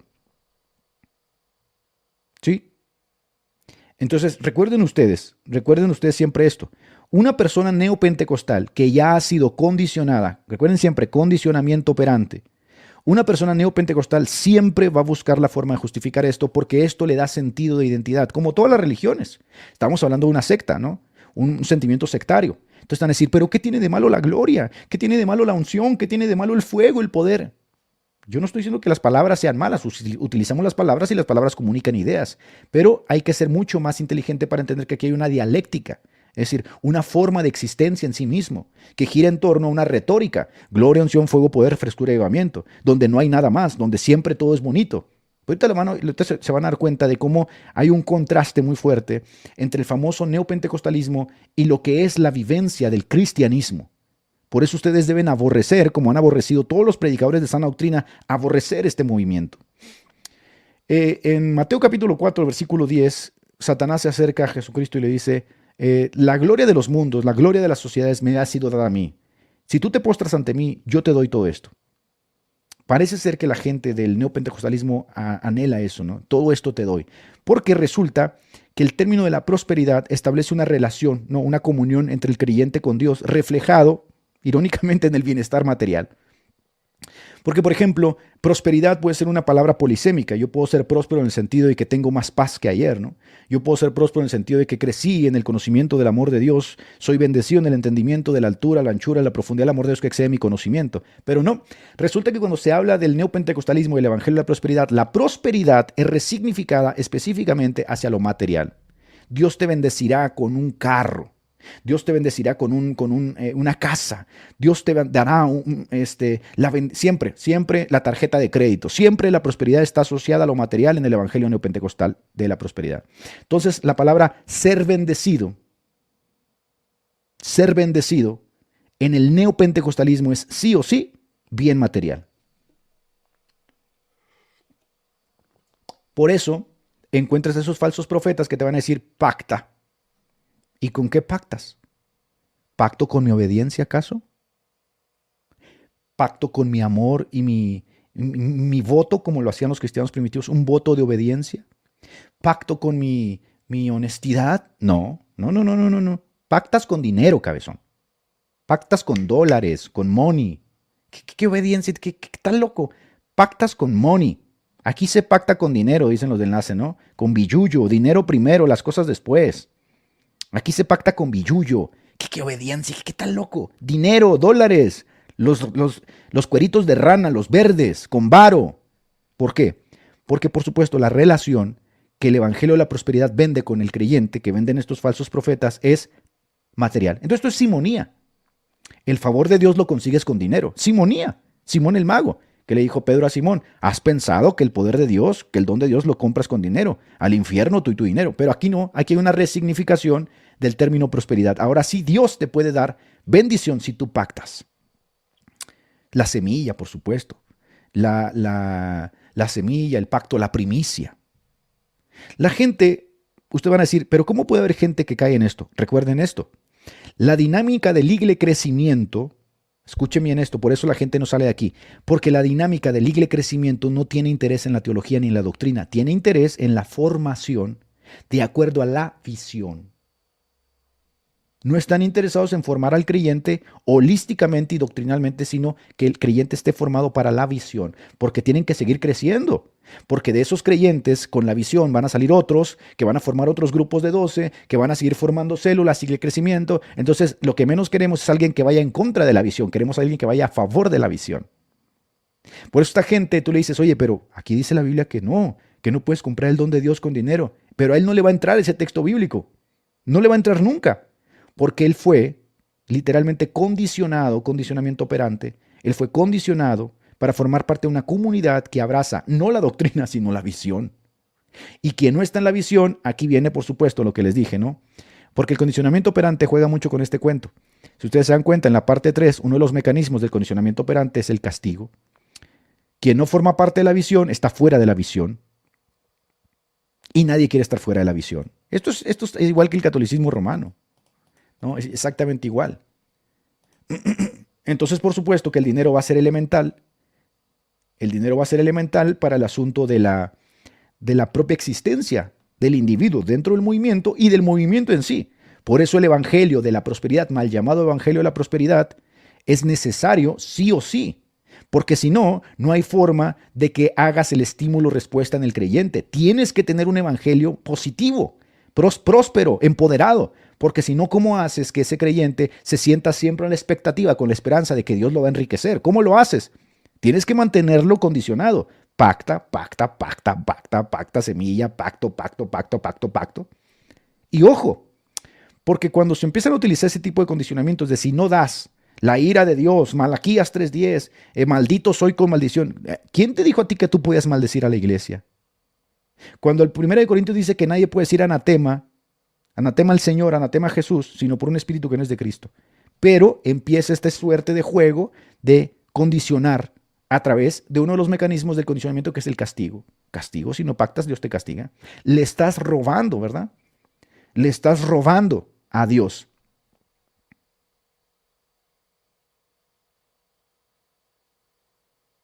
Por supuesto. Positivismo neopentecostal.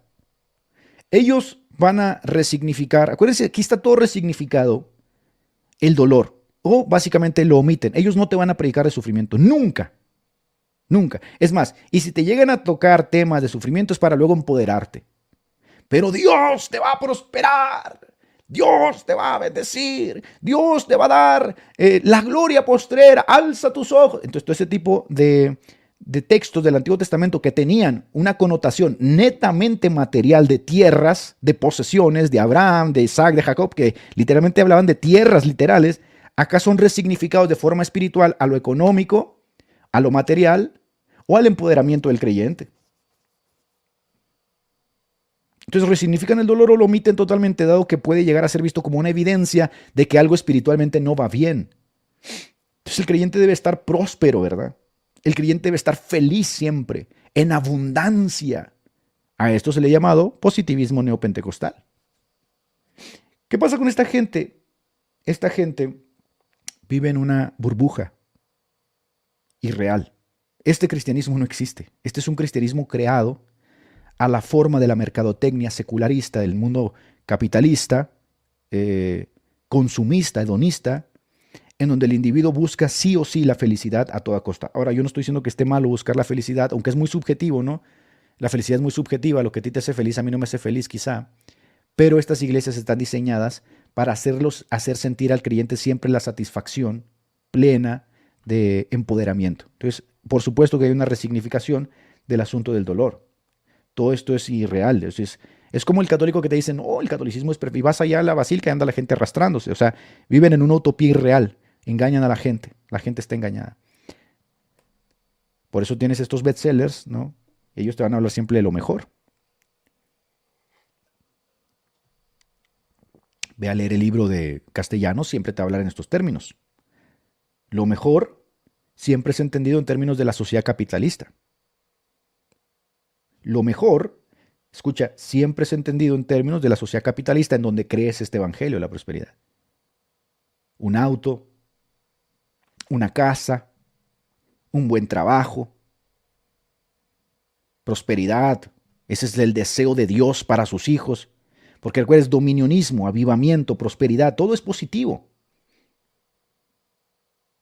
Hablamos de un evangelio, entre comillas, adaptado plenamente al hedonismo consumista de las sociedades seculares, occidentales. Y aquí tenemos, por supuesto, la evidencia de que las sociedades occidentales piensan que la vida es una maruchan que la metes al horno y en 3 minutos está lista. Todo es fácil. Todo tiene que ser fácil. Y por eso esta gente va como moscas, ve al panal. Ay, es que ese pastor no predica muy lindo. Sí, por eso se está cumpliendo en ti lo que el apóstol Pablo dijo. Pablo apóstol dijo que la gente tendría comezón de oír.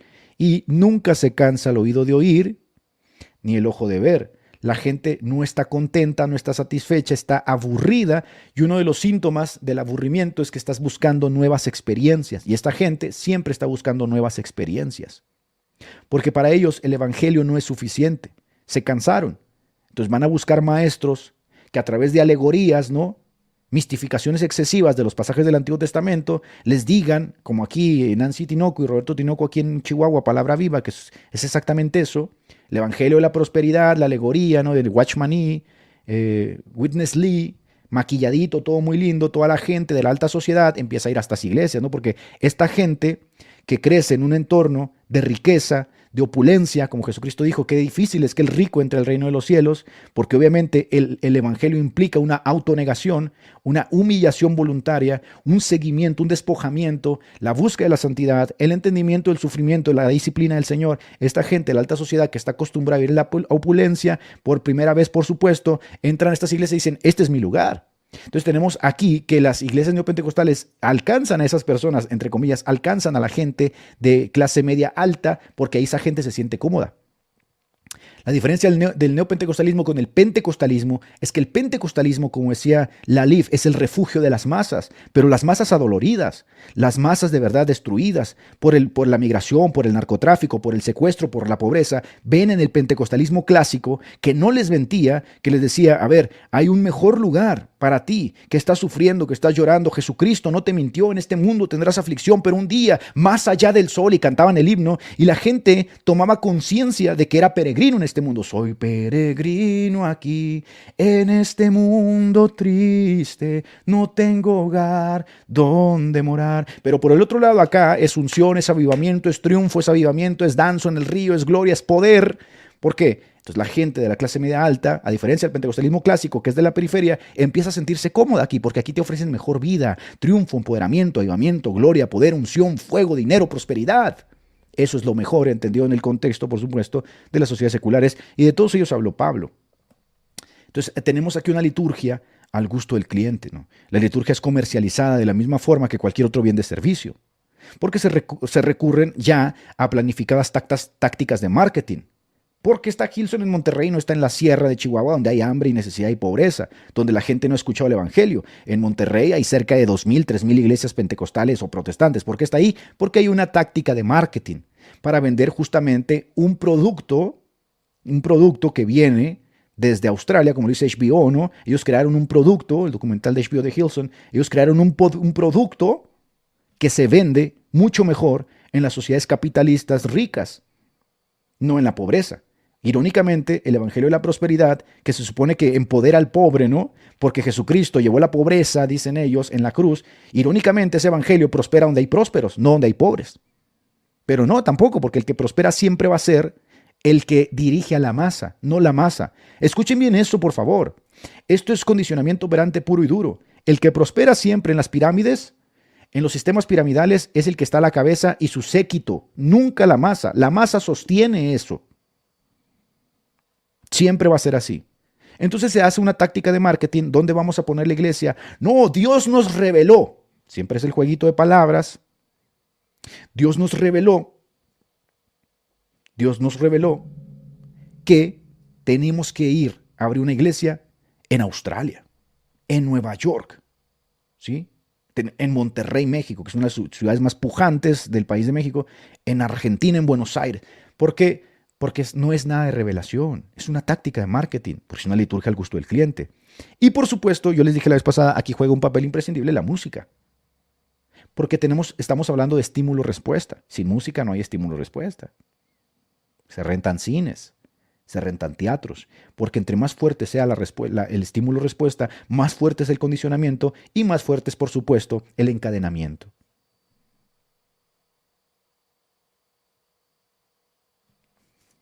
Pedro lo dijo, ¿no?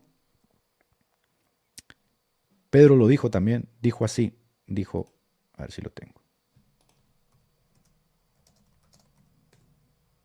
Qué raro.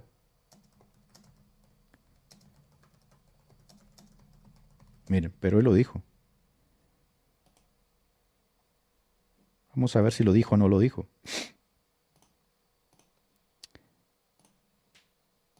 Sí, sí lo dijo. Y por avaricia, cochino dinero. Por avaricia, el mal del mundo, el dinero, harán mercadería de vosotros. Eres un nicho de consumo. Con palabras fingidas, gloria, unción, poder, avivamiento, fuego, estoy sintiendo de parte de Dios. Como decía el profeta Jeremías, ¿no? El profeta Jeremías estos dicen a mi pueblo paz, paz, y no hay paz, porque no le hablan la verdad. Lo dice aquí, ¿no? Porque desde el menor hasta el mayor codician ganancias. Ahí lo tienes. Y desde el profeta hasta el sacerdote, todos practican el engaño. Han aprendido una técnica y curan a la ligera el quebranto de mi pueblo, pueblo necesitado, diciendo paz, paz, pero no hay paz. Entonces, sí, exacto, son capital humano, ¿no? Son un nicho de mercado. Y dice acá el Señor. Aquí, dice aquí el Señor. Sobre los tales, ya de largo tiempo la condenación no se tarda y su perdición no se duerme. Ojito, pastores, ojito. Ya ven por qué yo me gané tantos enemigos en el mundo religioso. Ojito, porque no solamente ustedes tendrán que dar cuentas, yo pienso que ustedes en algún sentido, si han abrazado estas barbaridades, ustedes mismos se han vuelto el juicio para esas personas que tienen comezón de oír. Y como dice el profeta Jeremías, ¿no? Ay. Y el ay es juicio. Ay. No quisiera estar ahí. Ahora, les voy a dar una salida a los que están enrolados en eso. Mucha gente dice, hermano, es que yo no sé qué hacer. Es que yo tengo toda la vida haciendo eso. Yo te voy a dar una respuesta, una salida. Muere a ti mismo. Es mejor que cortes tu mano y que saques tu ojo a que entres al lago de fuego con las dos manos y con los dos ojos. Porque Jesucristo dijo de esos falsos maestros, dijo que roban, matan, mienten y son salteadores. No aman a las ovejas. Y como decía Spurgeon, ¿no? Spurgeon decía, ¿yo para qué quiero más ovejas? ¿Yo para qué quiero más ovejas? Porque más ovejas es más responsabilidad, cabezón. Y así lo dice Primera de Pedro, ¿no? Sabiendo que los que están puestos por encima de ustedes, los pastores, darán cuentas por ustedes. Tienes la capacidad, tienes realmente la capacidad, la vocación espiritual para dar cuentas de esas personas que están en tu mega iglesia, chiquito. ¿Sabes en lo que te estás metiendo? ¿Tienes tú la capacidad para darle cuentas de las 1,200, 1,500 personas que están en tu iglesia? Bueno, yo no las pedí, ellas llegaron y yo predico la sana doctrina. Pon más pastores. No, es que si pongo más pastores, mi sueldo baja. Sea Dios veraz, todo hombre mentiroso, tendremos que ser encontrados delante de Dios con lo que hicimos. Juan Wesley murió con un tenedor de plata y 2 monedas. Pon más pastores. ¿Sabes qué? Encárgate de estas 700 personas, tú encárgate de estas 500, tú encárgate de estas 300, yo me encargo de estas 200, porque yo no puedo solo y yo tengo que rendir cuentas a Dios y está llegando mucha gente a la iglesia y yo sí estoy predicando la sana doctrina. Abre iglesias. No, es que no quiero que la gente se vaya porque, mira, cuidado, chiquitos. Cuidado, hijitos. No es fácil ser cristiano, hermanos. Pero yo no quisiera ser encontrado jugando con las ovejas. ¿Por qué? Porque para Dios son preciosas. Y también yo ahora les digo a las ovejas. Si ustedes están escuchando esto y saben que esto no está bien, si ustedes están escuchando esto y saben que esto no está bien, pronto ustedes se van a dar cuenta de algo si realmente quieren seguir a Jesucristo. Pronto se van a dar cuenta de algo. Es difícil, muy difícil, dificilísimo encontrar a esa manada pequeña congregada en algún lugar. Te vas a dar cuenta qué valiosos son los pastores que Dios sí envía, que Dios sí levanta, que son de Él, de esos que están ahí en las cuevas, como dice, no estás solo, yo tengo 7,000 rodillas antibal. Te vas a dar cuenta qué valiosa es esa gente cuando estés hambriento. Como dice Habacuc, yo enviaré hambre, ¿verdad?, a la tierra, no hambre de pan, no hambre, no sed de agua, sino hambre de la palabra de Dios, y andarán de aquí a allá buscando la palabra de Dios y no la encontrarán. Esta gente no está buscando la palabra de Dios, pero tú que amas a Dios y que cada vez que lo buscas, cobras conciencia del mundo en el que vives, en el mundo en el que te vuelves, te vas dando cuenta qué difícil es encontrar una congregación donde haya un pastor que Dios haya levantado con amor para sus ovejas. Porque así dice Jeremías, ¿no? Yo os daré pastores conforme a mi corazón, que os apacienten con ciencia y con verdad. Sí, ¿y qué hacen estos pastores? Estos pastores sí curan, ¿verdad? A la quebrada, a la perniquebrada. Y es parte del ministerio cuando Jesucristo se presenta como el sumo pastor, dice, yo he venido a sacar, ¿no?, de las tinieblas, de la cárcel, a los quebrantados de corazón, a predicar la buena nueva, etc. ¿Por qué? Porque ese es justamente el ayuda pastoral. Pero mientras más quieras buscar a Dios, más te vas a dar cuenta de lo difícil. La manada es pequeña. A mí los números, de verdad, yo digo, yo no sé qué va a hacer una persona en una mega iglesia, es dificilísimo, porque para empezar, se va a dar cuenta de que tener un pastor que cuide por ti, va a ser bien difícil, ¿no? Pero bueno, vamos a seguir, ya mero acabamos. Confiésalo, decláralo y obténgalo. Eso es básico, por supuesto, dentro de la dinámica del neopentecostalismo, porque básicamente en el neopentecostalismo Dios es visto como una suerte de Santa Claus, que por cuanto ama mucho a sus hijos, lo que Él quiere darles es siempre prosperidad. Pero recuerden ustedes, la resignificación de la prosperidad en el neopentecostalismo es bienes materiales. Pero ¿qué hacemos, hermanos? ¿Qué hacemos con esto? También nos gloriamos en las tribulaciones, sabiendo que la tribulación produce paciencia. Si la tribulación produce paciencia, ¿Dios nos dejará sin tribulación? No. Y la paciencia prueba, y la prueba esperanza, y la esperanza no avergüenza, porque el amor de Dios ha sido derramado en nuestros corazones por el Espíritu Santo que nos fue dado. ¿Qué hace la tribulación? Nos prueba. Prueba el poder del Espíritu Santo en nosotros que nos hace perseverar. ¿Dios nos va a quitar las tribulaciones? No. Dios no nos ha sacado del mundo. Yo te ruego, Padre, no te pido que los saques del mundo, te pido que los guardes del mundo. Están en el mundo, pero no son del mundo, no pertenecen a este mundo. Ellos van a tener que luchar en el mundo como yo he luchado, Padre, en el mundo. Y así como yo fui perseguido, ellos serán perseguidos. Y así dice, ¿no? El mundo os odia porque me odió primero a mí. Entonces, ¿qué está diciendo el Señor? Yo no les voy a mentir, ustedes van a sufrir. Si ustedes realmente quieren ser mis discípulos, tomen su cruz, van a sufrir. Eso es lo que yo les prometo en este mundo. Mientras ustedes militen en este mundo, van a sufrir. Pero gloríense esas tribulaciones. Mi Padre no les ha dejado sin tribulaciones. Les dejó las tribulaciones para que los pruebe por medio del fuego y entonces sean cada vez más partícipes de su santidad. Y el Dios de toda consolación va a usar esa consolación que les da en medio de sus tribulaciones, Dios los va a usar. Porque Dios, de toda consolación, quien nos consuela en todas nuestras tribulaciones, para que con el mismo consuelo de Dios que hemos recibido, también podamos consolar a todos los que sufren. Entonces el cuerpo de Cristo se vuelve empático. Yo ya pasé por esa etapa. Dios me levantó de esa caída. Dios me sanó esa herida. Dios permitió que yo anduviera por el desierto estos años. Y ahora yo entiendo lo que es andar por el desierto. Y ahora yo sé cómo puedo ayudar porque Dios me consoló en medio del desierto. Y cuando estaba a punto de caer, Dios me tendió su mano y me mostró su misericordia. Como dice Deuteronomio, te metí al desierto, te llevé al desierto para probar si me amabas, ¿no? Te llevaré del desierto, dice Oseas, y ahí le hablaré al corazón. Entonces, ¿qué nos promete el Señor? Nos promete todas esas adversidades para que nosotros podamos seguir participando de su santidad. Entonces, esto no lo puedes arrancar de la Biblia, aquí está. Vas a sufrir, vas a ser probado por el fuego, vas a pasar por el desierto, vas a tener tribulación, vas a tener dolor, vas a tener sufrimiento, y todo esto el Señor lo va a usar a tu favor para ayudar a otros. Y todo este dolor que tú has tenido va a desarrollar en ti empatía, amor, caridad, para que puedas ser empático con los demás.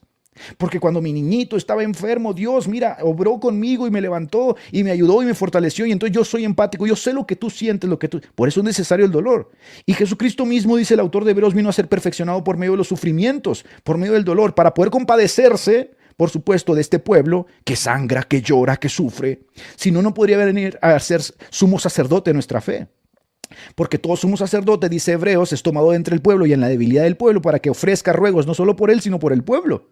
Y en la debilidad del pueblo toma esta honra que les da de Dios y entonces ofrece sacrificios por él y por el pueblo, porque está rodeado de debilidad. Y Jesucristo, para poder compadecerse de nosotros, toma también cuerpo y toma sangre y llora y sufre, y también es perfeccionado por medio de las aflicciones. Y entonces ahora él dice, ese es el camino que yo también te doy a ti, que por medio de las aflicciones sea derramada la gloria, no por medio de esta locura de la prosperidad y de los bienes materiales. Hay veces que no vas a tener nada. Hay veces que me va a plazar pasarte por medio de este dolor, por medio de este sufrimiento, porque por medio de este dolor y sufrimiento te voy a perfeccionar en esta área.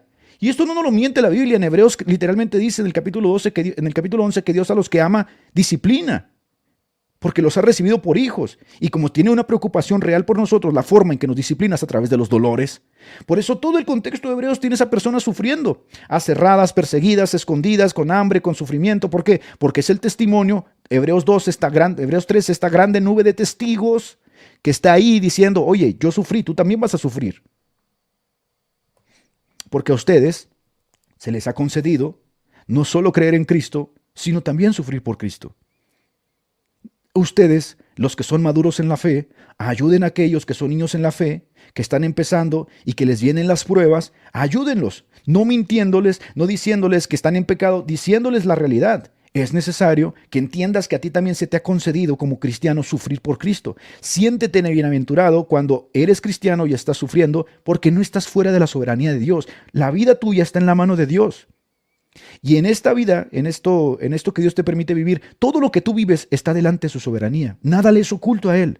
Por eso David decía, yo sé que guardas mis lágrimas en tu redoma, ¿verdad? Tú guardas mis lágrimas en tu redoma, las conoces, sabes que estoy sufriendo, no te ha placido contestarme, ¿verdad?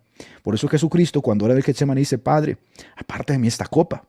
Pero no le plació al Padre responder esa oración. Era necesario que Él, por el gozo puesto delante de sus ojos, sufriera la cruz, sufriera el oprobio. ¿Sí?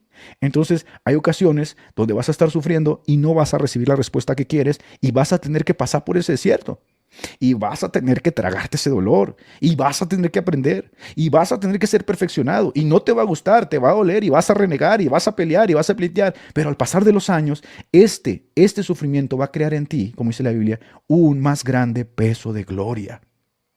¿Qué carro, qué láminas, qué ropa, este sufrimiento es el regalo que Dios te concede, este sufrimiento es lo que Dios te concede para que al pasar de los años produzca en ti un más grande peso de gloria.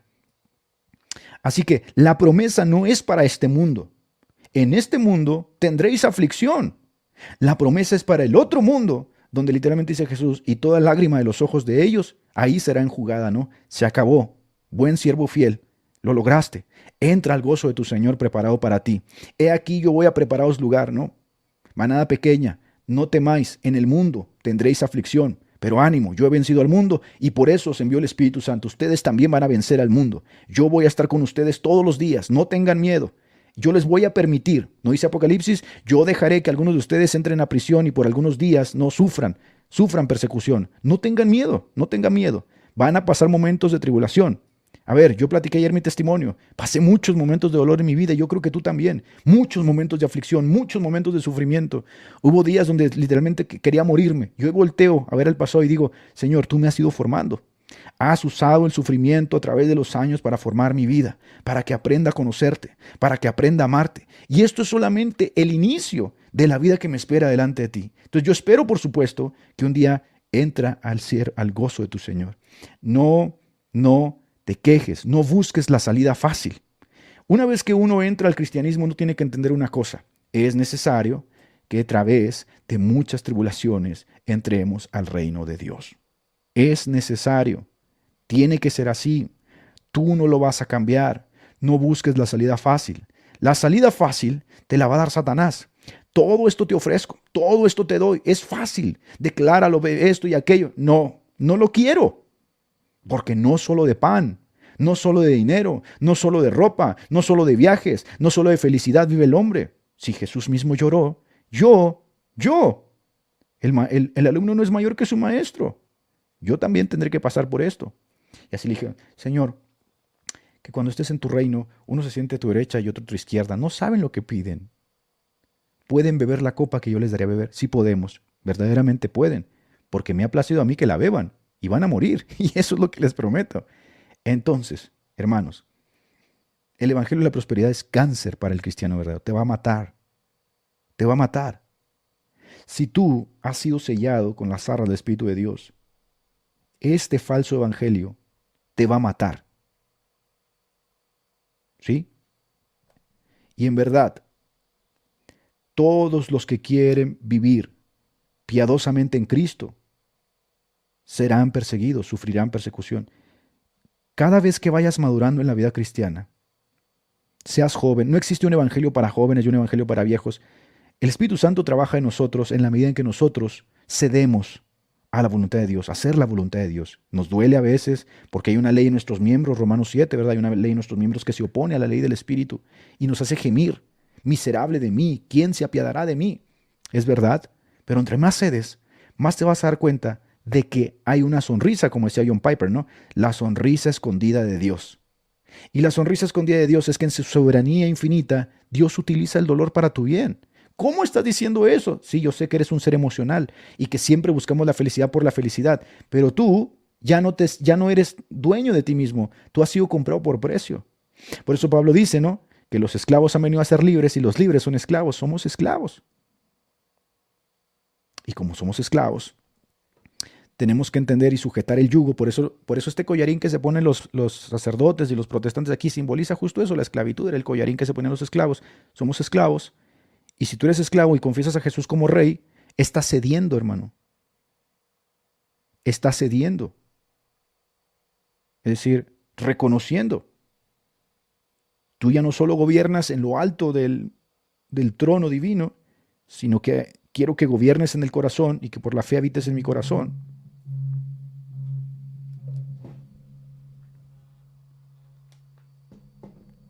Entonces, que por esa fe habites en mi corazón y reconoces abiertamente que Él es sabio. Él sabe lo que hace. Él sabe lo que hace, hermanos. Hay momentos, por supuesto, donde es difícil, ¿no? Muy difícil. Estás sufriendo, estás llorando, estás cansado. Le pides una tregua al Señor. Señor, ya, bájale, ¿no? Y Él dice, no. Aún no. Pero Señor, me está acabando esto, ¿no?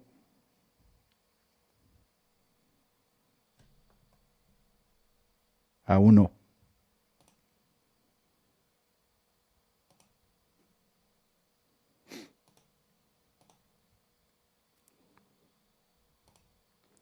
Es para vuestra corrección que sufrís. Dios os trata como a hijos, porque ¿qué hijo hay a quien su padre no discipline, no? Yo te pregunto, hermano, ¿le llamas papá? A Dios le llamas padre. si le llamas padre, es preciso que aceptes la corrección. Acepta la corrección. Acepta la disciplina. Acepte la disciplina. Ahora, y quiero cerrar ya. Este texto es impresionante. Yo lo viví en carne, ¿no? Yo lo viví en carne propia. Porque si te dejo un momento sin disciplina, sucede lo que dice aquí el salmista, ¿no? Antes de que yo fuera afligido, yo me descarrié. Pero ahora, como fui afligido, guardo tu palabra. Ahora entiendo, ahora conozco, vas madurando en la fe. No tengan miedo, hermanos. No tengan miedo. Él sabrá cómo tratar con ustedes. Si ustedes están entregados a Él, si ustedes le aman realmente, cuando eras joven, le dijo Jesús a Pedro, tú ibas donde tú querías, ¿verdad? Mas cuando seas viejo, otro vendrá y te llevará donde no quieres ir. Eso le dijo. Básicamente le está diciendo, tú decidiste seguirme. Toma la cruz y sígueme, hasta donde tope. Si ustedes realmente quieren amar a Dios, entréguense a Él y dejen que Él obre. Déjenlo. Y aprendan a interpretar los dolores y los sufrimientos como lo interpretaron los apóstoles y los verdaderos cristianos, como bienaventuranzas. Bienaventurados sois cuando os encontréis en diversas pruebas, dice Santiago, ¿no? Aprendan a interpretar esos dolores como bienaventuranzas, pero también aprendan a disfrutar los momentos de paz, porque no toda la vida es dolor. Hay momentos para llorar, dice Eclesiastes, ¿verdad? Y hay momentos para reír. Pero no busquen su felicidad fuera de Cristo, hermanos. Toda esta gente que anda buscando prosperidad y palabras proféticas y todos estos cuentos del neopentecostalismo es cáncer para el verdadero cristiano. Cáncer. Yo espero que ustedes entiendan que nosotros ya no nos debemos a nosotros mismos y que el Señor es sabio para hacernos madurar y perfeccionar la obra, y el que comenzó en nosotros la buena obra, la terminará. Así concluimos el programa de hoy. Recordá que podés seguirnos en Facebook e Instagram, dejanos tus comentarios y si te gusta, compartilo. Te invitamos, Dios mediante, a escuchar nuestro próximo episodio. Que Dios te bendiga.